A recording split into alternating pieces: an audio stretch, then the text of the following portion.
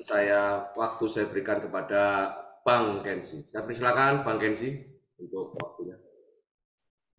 Oke, Assalamualaikum warahmatullahi wabarakatuh. Waalaikumsalam warahmatullahi wabarakatuh. Waalaikumsalam warahmatullahi wabarakatuh. Waalaikumsalam warahmatullahi wabarakatuh. Oke, selamat malam, salam sejahtera buat kita semua. Tetap semangat, tetap memotivasi dan termotivasi. Teman-teman, kita hadir lagi di Zoom Academy Power Team Indonesia. Kali ini kami akan menyampaikan materi untuk penunjang pemahaman secara pembisnis online. Teman-teman harus memahami dari segala sisi, aspek-aspek yang mendukung dalam bisnis online itu harus dipahami. Kami berprinsip akan meluncurkan akademi bertahap, baik itu tentang motivasi, strategi, psikologi, strategi pengembangan, teknologi blockchain, matriks sistem, dan hal-hal lain seperti produk NFT, cryptocurrency, platform staking, platform NFT, dan platform metaverse. Kita akan mendapatkan akademi itu semua secara bertahap, dan pastinya semakin lama kita berproses, akan semakin kita kendalikan bisnis ini. Bisnis ini adalah bisnis yang luar biasa. Penerapan komitmen dan konsisten hanya bisa di bisnis yang terdesentralisasi. Terdesentralisasi adalah kebebasan, dan ini adalah bisnis independen. Independen business owner. Semua orang yang terlibat di dalam pengembangan bisnis ini, dia adalah ownernya untuk bisnisnya masing-masing. Kita bangun bersama-sama. Bisnis ini akan besar, karena kita melihat fenomena yang luar biasa, sebuah penemuan baru di era digital blockchain, yang mana penemuan strategi pemasaran atau sistem pemasaran baru yang merupakan generasi network berikutnya yang dikembangkan oleh Lado Oktanikov dan ditemukan oleh Lado Oktanikov. Pola pengembangan ini cukup berbeda, pemasaran matriks sistem dengan sistemnya, kemudian produk NFT dengan NFT yang unik, kemudian pola pengembangan atau cryptocurrency-nya dengan menggunakan IDO dan listing di DEX setelah ekosistem sempurna. Ini menarik, ini adalah sebuah hal yang harus kita tunggu. Kita tidak bisa melewatkan kesempatan baik ini, karena bisnis ini cukup kuat secara ketahanan sistem dan teknologi. Oke teman-teman, mungkin di Zoom malam ini ada beberapa orang yang mungkin belum kenal, salam kenal. Saya Kenzi dari Batam, dan saya ucapkan terima kasih telah hadir di Zoom malam ini. Dan ketika space Zoom ini penuh, kami juga menyediakan fasilitas untuk akses live streaming di YouTube. Live streaming YouTube juga kami monitoring untuk tanya jawab. Untuk teman-teman yang menanyakan tentang matriks sistem, bisa atau untuk menganalisa matriks sistem matriknya masing-masing, bisa mengirimkan address walletnya ke kami. Kami akan cek dan kita akan tayangkan dan jelaskan. Oke, di sini saya akan menyampaikan materi yang berhubungan dengan pemahaman YouTube. Ini penting karena pada prinsipnya YouTube itu adalah sumber informasi. YouTube itu adalah sumber uang. YouTube adalah sumber kita untuk berkreativitas. Nah, di dalam pengembangan metaverse, teman-teman bisa memanfaatkan YouTube dari sisi menyampaikan informasi atau materi, dari sisi bahkan teman-teman bisa memanfaatkan komunitas metaverse untuk monetis iklan dan mendapatkan uang. Dan bukan hanya itu lagi, teman-teman bisa memanfaatkan komunitas besar ini dengan materi-materi yang baik untuk pengembangan YouTube, yang mana subscribe-nya akan teman-teman dapatkan dari orang-orang yang ada di metaverse secara maksimal. Itu yang hal yang baiknya, yang positifnya, manfaatkan metaverse untuk hal-hal yang baik. Nah, di sini saya akan menyampaikan materi dan saya akan luncurkan slide. Oke, saya akan setting.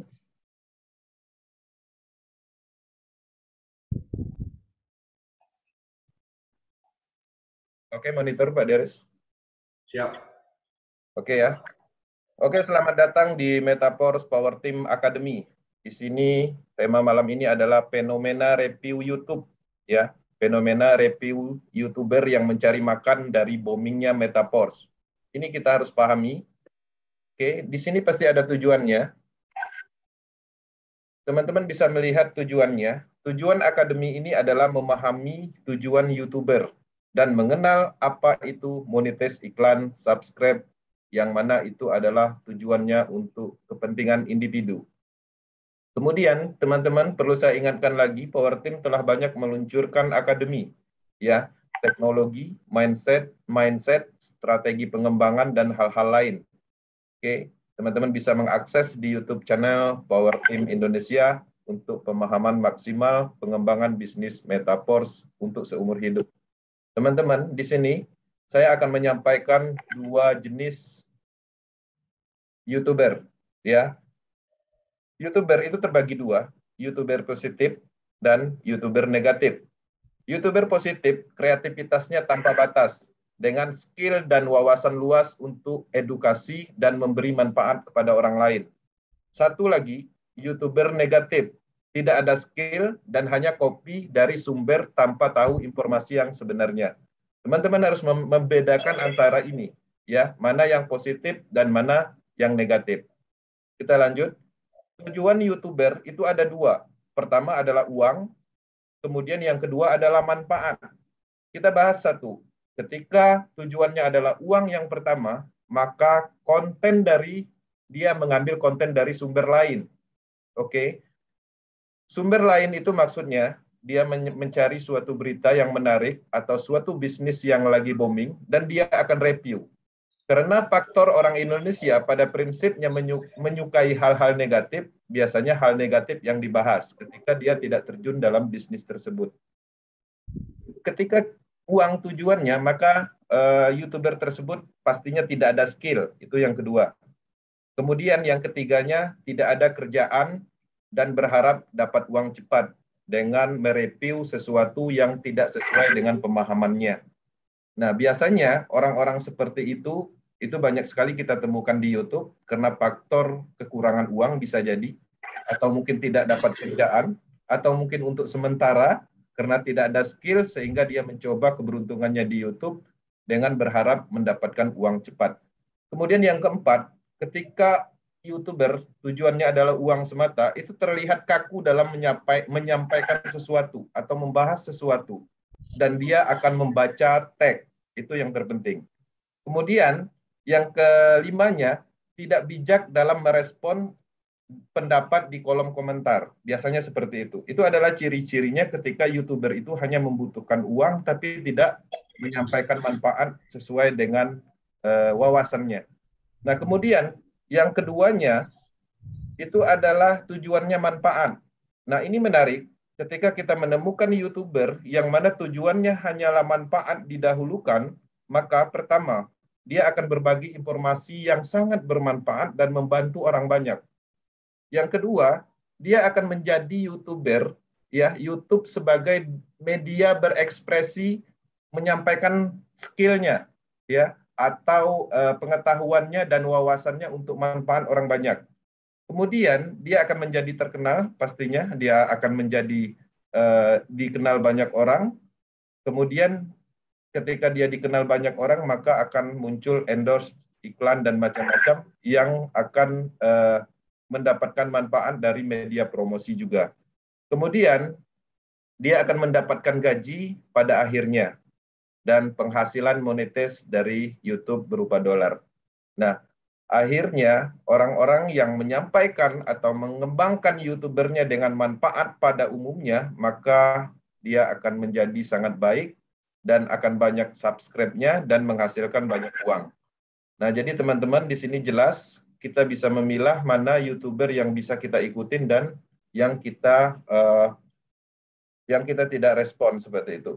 Nah, di sini saya mengambil contoh YouTuber positif. Ada salah satu channel yang pastinya ada centangnya, sudah terverifikasi. Saya ambil contoh di sini, Deddy Corbuzier. Deddy Corbuzier ini sangat banyak manfaatnya. Dia juga memotivasi orang supaya hidup positif, dan dia juga mengundang beberapa orang yang terkenal untuk tanya jawab. Dan ini menarik karena dia selalu memberikan manfaat dan pemahamannya dari sisi wawasan dan hal-hal lain. Kemudian ada juga contohnya Adi Hidayat Official. Dia sesuai pemahamannya, wawasannya menyampaikan tentang agama yang pastinya akan bermanfaat untuk orang banyak. Dan YouTube-nya juga sudah terverifikasi yang itu bisa di-follow. Kemudian ada juga yang orang biasa yang tidak mempunyai skill secara wawasan, kemudian dia juga bukan artis seperti Deddy Corbuzier sebelumnya, yaitu gudang tutorial misalnya. Dia berkreativitas bagaimana bisa membantu orang dengan cara menyampaikan banyak tutorial. Dia tidak sembarang membuat tutorial, dia harus melakukan sendiri dan membeli produk-produk yang seharusnya dia tidak miliki. Yang mana tujuannya adalah untuk menyampaikan informasi, memberi petunjuk kepada orang-orang agar bermanfaat. Dan pada akhirnya mereka-mereka inilah yang sukses dan mereka inilah yang disenangi. Dan beberapa kasus yang terjadi, YouTuber-YouTuber seperti ini akan mendapatkan endorse, akan ditemukan oleh beberapa perusahaan untuk menyampaikan informasi produk yang mana statusnya adalah iklan. Artinya dia akan mendapatkan banyak income, double income. Selain dari monetis, dia juga akan mendapatkan income langsung dari iklan yang ditampilkan di videonya. Nah, ini yang terbiasa kita lihat ya, beberapa orang negatif biasanya di sini saya sampaikan contoh YouTuber negatif ya. Di sini ada namanya Anggi, subscribe-nya 17.000 dan tidak terverifikasi akunnya. Dia hanya mereview ya banyak bisnis yang mana sumber informasi yang dia dapat itu dari orang lain atau sumber ketiga. Dan dia tidak pernah melihat historical. Dan dia tidak tahu yang sebenarnya. Yang terpenting, apa yang dia sampaikan itu adalah hal negatif, yang mana pastinya orang yang melihat ini adalah orang-orang yang tidak mempunyai wawasan, orang-orang yang tidak mempunyai pemahaman dalam hal apa yang dibahas. Nah, inilah salah satu YouTuber yang seharusnya tidak kita ikutin. Dan orang-orang seperti ini dipastikan tidak akan menghasilkan banyak uang di YouTube, yang tidak akan pernah sukses. Oke. Kemudian ada namanya Taja Teja, ya, Chandra Teja. Nah, ini adalah salah satu YouTuber juga, yang mana YouTuber ini subscribe-nya 188.000 subscribe. Semua yang dia review adalah urusan orang lain. Dan sumber yang dia dapat itu bukan dari kepalanya, bukan dari wawasannya, tapi dia mendapatkan informasi itu dari pihak ketiga, yang mana dari pihak ketiga itu belum tentu ada kebenarannya. Dan beberapa kasus dari pihak ketiga yang dia review itu sudah diverifikasi kebenarannya. Nah, inilah salah satu YouTube negatif yang seharusnya tidak ada di YouTube, yang menyesatkan banyak orang, yang mana informasi yang dia sampaikan itu terlalu buruk karena dia mengikuti atau mencampuri urusan orang lain. Biasanya karyanya adalah dari berupa berita, yang mana berita dalam bentuk tulisan, kemudian dia implementasikan dengan kalimat ucapan yang dia sampaikan dalam bentuk video. Tujuannya adalah untuk mencari orang-orang negatif, agar orang-orang negatif itu melihat videonya. Kemudian pada saat melihat videonya ada iklan lewat, maka dia akan mendapatkan uang 0, sekian dolar. Nah, inilah salah satu beberapa kasus yang terjadi di Indonesia. Orang-orang seperti ini pastinya tidak menarik sama sekali bagi orang yang berwawasan, orang-orang positif, karena dia tidak memberikan manfaat sama sekali. Nah, ini salah satu contoh review negatifnya untuk uang dan subscribe tentang Metaverse. Pertama, Metaverse itu adalah generasi Ponzi proses dari Rusia. Itu judul reviewnya. Nah, ini di sini kita bisa melihat ada sebanyak 6.000 orang yang menonton. Dan di komentarnya banyak sekali orang yang tidak mendukung video ini. Kenapa orang tidak mendukung? Karena orang mengerti apa itu proses. Nah, tapi di sisi lain ada banyak kasus orang yang mendukung, orang yang tidak mengerti apa itu proses. Kemudian ada juga yang ikut-ikutan pemula sebagai YouTuber, mungkin lagi tidak ada kerjaan, dia mencoba untuk mendapatkan uang cepat. Dia melihat postingan Taja Teja misalnya, dengan mereview sebuah bisnis yang luar biasa berskala global dengan kecepatan tinggi dalam waktu 3 bulan, bisa menembus 5 juta partisipan, maka dia mencoba mereview dan mengulangi kalimat-kalimat yang ada di YouTube-nya Taja Teja. Dia namanya Anggi. Nah, kita bisa melihat ya cara mereka menyampaikan, keterampilan mereka menyampaikan, bahkan mereka tidak menjelaskan apa itu skema Ponzi sama sekali. Bahkan di beberapa komentar dia tidak bisa menyebutkan ya apa ciri-ciri Ponzi itu sendiri. Nah, dari sini jelas wawasannya nggak ada sama sekali tentang apa yang dia bahas. Dia hanya membahas ulang apa yang sudah terjadi di dalam sebuah berita yang pastinya ada historikalnya, ada klarifikasinya, ada kebenaran hal yang lainnya.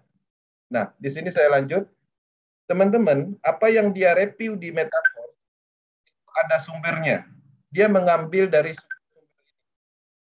di 6 Juli tahun 2000 ada sebuah yurisdikasi atau otoritas dari Filipina, SEC Filipina itu pernah menyatakan ya proses adalah skema piramida.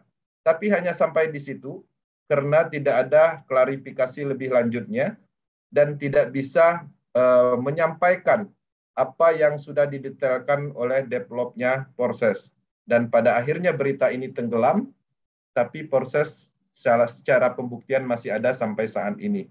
Nah, itu adalah kekuatan dari proses terdesentralisasinya, yang mana ketika suatu otoritas sentral yang mana ingin menjatuhkan, tapi pada prinsipnya hanya sekedar menyampaikan informasi, ya, menyarankan, dan tidak menemukan logika dan fakta apa yang terjadi di Metaverse, apa sistem Metaverse dan proses, dan mereka tidak dapat menjelaskan secara detail.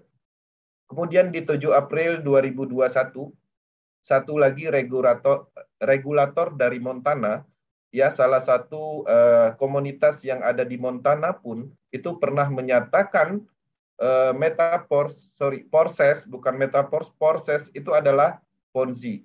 Kemudian di tahun 2021 juga di bulan Maret ada salah satu institusi dari Indonesia menyampaikan bahwa Porses itu adalah investasi bodong. Nah, kita sama-sama tahu di dalam pengembangan Porses itu tidak menemukan pengumpulan dana sama sekali. Tidak ada faktor investasi pada umumnya. Tidak ada ciri investasi pada umumnya. Porses adalah pemasaran matrik. Murni adalah sebuah logika pemasaran yang mana produknya adalah program level yang dipasarkan dan bonusnya 100% diambil atau dimiliki bagi teman-teman yang bisa memasarkan. Satu pun tidak ada pengumpulan dananya, sedikit pun tidak ada persentase ROI-nya 1%, 2% per harinya, dan itu adalah kesalahan. Ya. Dan di situ kita bisa melihat daftar investasi bodong, dan satu-satunya yang belum berhenti sampai saat ini itu hanyalah Porses. Yang lainnya berhasil mereka matikan sistemnya karena semuanya adalah sentral. Yang hebatnya di tanggal 1 Agustus 2022 salah satu SEC US, yang mana SEC US ini adalah salah satu regulator yang sangat kuat dalam hal finance.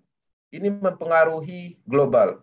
Nah, di situ dia menyatakan bahwa Porses mengumpulkan dana sebanyak 300 miliar. Dan dia melihat sebuah sistemnya Porses itu adalah piramida sistem, yang mana di situ ada pengumpulan dana, tapi pada prinsipnya kita tidak menemukan fakta itu. Dan sudah diklarifikasi semua 4 poin ini, dan sampai saat ini tidak ada yang menjawab dalam kategori dari pihak SEC-nya.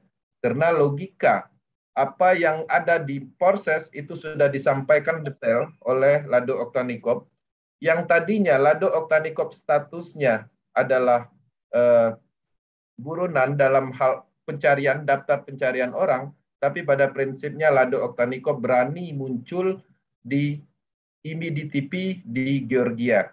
Dan dia pernah menyampaikan informasi ini secara terbuka di banyak video, dan dia menyatakan kesalahan fatal. SEC menyatakan bahwa Porses adalah piramida sistem dan investasi. Kita akan lihat video reviewnya, fakta SEC dan Metaverse. Teman-teman, di sini 2 bulan lalu, salah satu TV di TV di Georgia yang mewawancarai Lado Oktanikop untuk mengklarifikasi bahwa pendapat dari SEC adalah kesalahan. Klaim SEC itu tidak mendasar sama sekali. Di sini juga dijelaskan seharusnya SEC lebih fokus membasmi atau menargetkan Ponzi yang sifatnya pengumpulan dana, yang mana Metaverse adalah pada prinsipnya adalah logika pemasaran sah, tapi diimplementasikan di dalam smart contract. Kemudian ada satu lagi video, Lado Oktanikov juga menyampaikan secara terbuka, ya, dia menyampaikan bagaimana pemalsuan yang dibuat oleh SEC itu adalah mengancam kebebasan semua orang.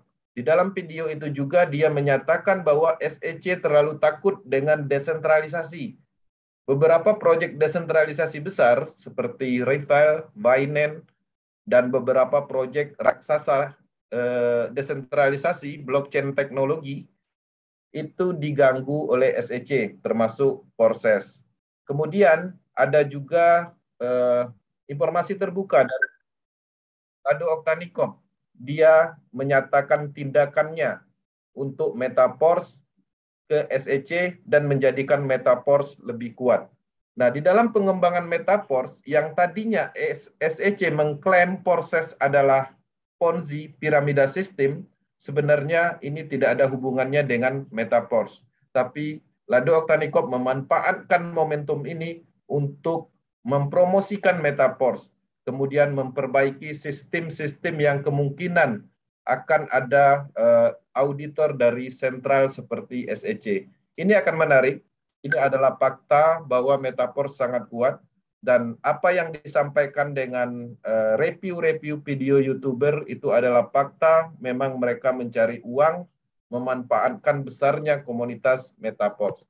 Teman-teman, sadari ya, kita sedang mengerjakan bisnis berteknologi blockchain, terdesentralisasi, dan akan terus berkembang tanpa ada rintangan apapun. Kita melihat roadmap-nya yang cukup panjang. Semua peluncuran produk atau program yang ada di Metaverse tidak ada unsur sentralnya, tidak ada unsur pengumpulan dana pun sedikit pun, dan sistem ini cukup kuat karena berada di jaringan Polygon. Sebentar lagi kita akan mendapatkan produk pertamanya sebagai produk ekosistem, yaitu NFT, dan kedepannya juga kita akan ada pembagian distribusi Porscoin utama setelah ekosistem Metaverse sepenuhnya diluncurkan. Teman-teman, ini akan menarik. Kita akan mendapatkan sebuah momentum, uang-uang besarnya ada di belakang. Sekarang ini kita mendapatkan program klasik sebagai fondasi awal untuk pengembangan bisnis Metaverse. Di klasik program telah banyak menciptakan orang-orang yang berubah dalam hal finansialnya. Ini adalah salah satu bukti keberhasilan program ini, yang mana program ini sepenuhnya ya untuk umum, yang sepenuhnya untuk membantu perekonomian orang-orang seluruh dunia, untuk membantu teman-teman yang biasanya menjalankan bisnis ditipu, bisnis online yang merugi, yang mana semuanya itu tidak ditemukan faktor-faktor penipuan di Metaverse. Ini menarik, kita mendapatkan sistem yang cukup kuat sebagai solusi kita sebagai pelaku bisnis network mendapatkan bisnis yang hebat ini. Ya, kita tidak takut lagi berkreativitas. Apa yang kita lakukan hari ini itu akan bermanfaat untuk masa yang akan datang. Kita mengembangkan sistemnya, kita mengembangkan bisnis ini, kita memasarkan produknya, maka kita akan mendapatkan hasil secara bertahap dengan peningkatan penuh setelah peluncuran nantinya. Teman-teman, kalau dulu mindset kita berbisnis pemasaran, kita mencari orang. Menariknya, mindset kita di Metaverse, kita dicari orang-orang. Orang-orang akan datang untuk bergabung dengan Metaverse dengan penerapan ilmu pemasaran kita diaktifkan. Ini adalah untuk pemula. Bagi teman-teman yang bukan profesional network, jalankan pola ini. Aktifkan ilmu pemasaran. Bagi teman-teman yang memang profesional di dalam pengembangan bisnis pemasaran atau network, silakan lakukan kreativitas tanpa batas. Pada prinsipnya, matriks sistem dibuat oleh Lado Oktanikov itu hanyalah sebuah sistem yang berlaku untuk umum. Produk-produk digitalnya juga pada prinsipnya adalah semuanya untuk umum yang tidak pernah menyertakan keuntungan individu yang mana tidak ada pengumpulan dana sedikit pun. Ini menarik karena kekuatan dari bisnis ini adalah terdesentralisasi, tidak menyertakan faktor dana, tidak menyertakan faktor sentral dana, tidak menyertakan faktor sentral sistem.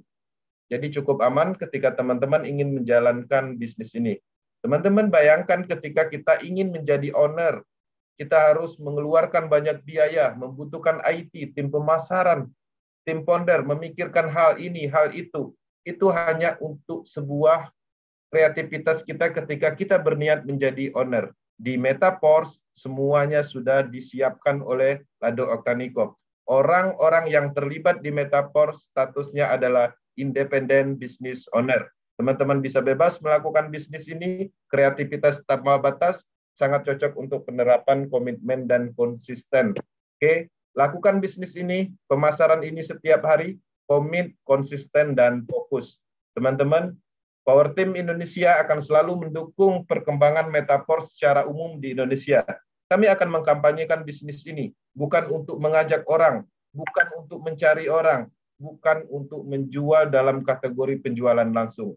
Tapi kami bertujuan untuk memberikan manfaat, memberikan sebuah peluang bisnis yang luar biasa. Dengan apa yang kita sampaikan secara informasi, orang akan menerima informasi tersebut dan pada akhirnya orang akan mendapatkan manfaat untuk sebuah peluang bisnis jangka panjang. Teman-teman, Power Team Indonesia menyiapkan semuanya. Kita ada akademi secara bertahap di YouTube channel, bisa diakses sebagai materi akademinya. Teman-teman juga bisa terhubung dengan tim-tim leader hebat Power Team Indonesia yang tersebar di seluruh Indonesia. Kami juga menjalankan akademi di grup WhatsApp untuk tim-tim yang sudah bergabung, dan kami juga menyediakan fasilitas-fasilitas umum lainnya untuk mendapatkan informasi Metaforce, yang mana informasi yang kami dapatkan hanya menyampaikan dari global internasional, disampaikan di Indonesia untuk manfaat. Oke, terima kasih. Saya telah menyampaikan materi khusus, yang mana materi ini lebih spesifik untuk pemahaman pengembangan atau mendukung dalam hal pengembangan Metaforce.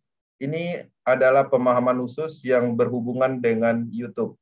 Jadi harapannya teman-teman bisa memahami dan dapat melihat mana YouTuber yang baik, mana YouTuber yang harusnya diikutin. Dan teman-teman dengan adanya Metaforce, teman-teman juga bisa memanfaatkan Metaforce sebagai media informasinya ke YouTube. Jadi teman-teman bisa memanfaatkan YouTube untuk informasi, untuk menyampaikan informasi Metaforce, dan pastinya selain dari itu juga percepatan dari channel YouTube teman-teman ke depannya akan sangat cepat, karena seiring berkembangnya komunitas besar Metaforce ini, kita bisa melihat Metaforce ini akan sangat banyak peminatnya ketika sistem ini diluncurkan secara penuh nantinya. Ini belum dimulai, ini masih pra-peluncuran. Sistem ini akan sangat hebat dan akan mengeluarkan banyak produk-produk blockchain, yang mana produk blockchain adalah sebuah peluang besar yang harus kita ambil saat ini. Oke, terima kasih atas perhatiannya, semoga bermanfaat. Selain dari materi ini juga kami menyediakan fasilitas setelah ini untuk tanya jawab. Bebas mau menanyakan apapun, pada prinsipnya tujuannya adalah untuk hal yang bermanfaat. Kita akan ngobrol santai di forum ini. Terima kasih sekali lagi, saya ucapkan terima kasih, dan saya akhiri. Thank you.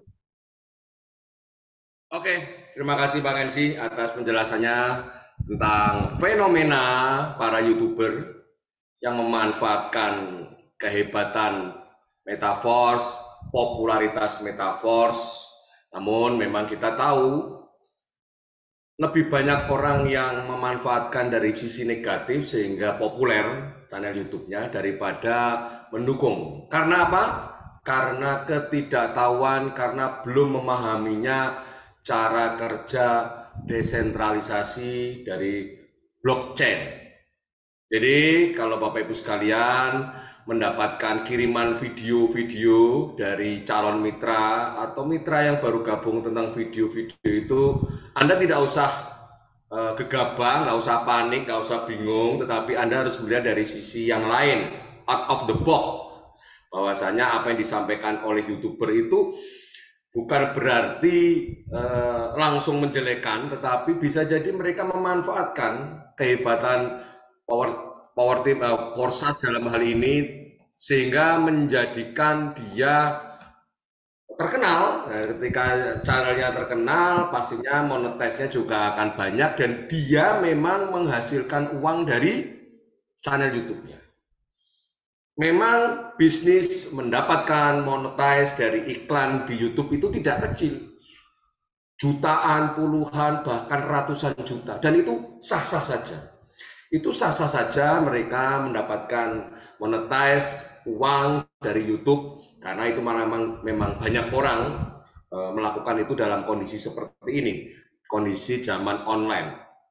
Tetapi kita harus tetap bijak. Kita tetap harus melihat dari sisi yang berbeda.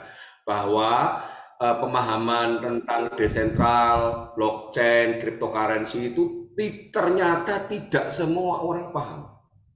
Sehingga bagi Anda yang memang belum paham masih akan gamang, akan ragu. Nah, ini yang harus Anda siapkan mental Anda, siapkan informasi dan pengetahuan Anda tentang channel YouTube yang semacam ini. Metaverse adalah desentral sehingga pasti musuhnya adalah bisnis yang platformnya sentral. Seperti SEC itu ada sentral. Dia akan kehilangan para pengguna, para nasabah, konsumen yang selama ini dia melakukan investasi di dalam bisnis sentral ketika desentral ini semakin berkembang. Satu sisi kita memang menggunakan desentral, tapi banyak orang yang tidak setuju dengan konsep desentral, yaitu kelompok-kelompok sentral seperti SEC dan lain-lain. Sehingga ketika ada berita-berita yang tentang desentral, dia pasti akan melawannya. Padahal itu adalah dua dimensi yang berbeda. Dua dimensi teknologi yang berbeda antara sentral dan desentral. Baiklah Bapak Ibu sekalian, demikian penjelasan dari Bang Kensi. Dan saya akan kembali ke teman-teman yang ada di sini. Nampak semua teman-teman di sini masih menyimak acara kita. 96 partisipan dan kita melihat ada 16 pemirsa yang ada di channel YouTube. Silakan Bapak Ibu sekalian, teman-teman yang punya pertanyaan, baik pertanyaan dari mitra, calon mitra, atau dari diri Anda sendiri yang ingin disampaikan, silahkan raise hand, silahkan menyapa untuk bertanya. Karena kesempatan di Zoom inilah sebetulnya Anda bisa bertanya langsung dan langsung dijawab. Ya. Oke. Apa kita mau nyetel video dulu sebelum ada ide bertanya? Mau nyetel video apa ini kira-kira? Sebentar. Ini suaranya pada diem. Kayaknya saya matikan mic-nya biar saya hidupkan aja biar cemroet kayak burung beo. Nah, kan? Pak Haris. Ya, Pak Junedi mau bertanya. Pak Junedi mau bertanya. Iya, saya mau bertanya masalah ini tentang pasif dan aktif gitu ya. Yang diharapkan dengan proses perkembangan metaverse ini khususnya bagi member yang aktif. Nah, yang aktif ini yang ingin saya tanyakan gitu pada saat kalau cerita memberikan penjelasan pada calon member. Nah, ada istilah mungkin kalau bisa dan memungkinkan tuh prospek sebanyak-banyaknya. Nah, bedanya itu di mana? Apakah salah satu contoh misalnya kita memberikan penjelasan kepada satu orang itu gabung, kemudian terjadi recycle ya kan, itu recycle-nya itu ke kita ya, kemudian 2 orang juga sama, 3 orang juga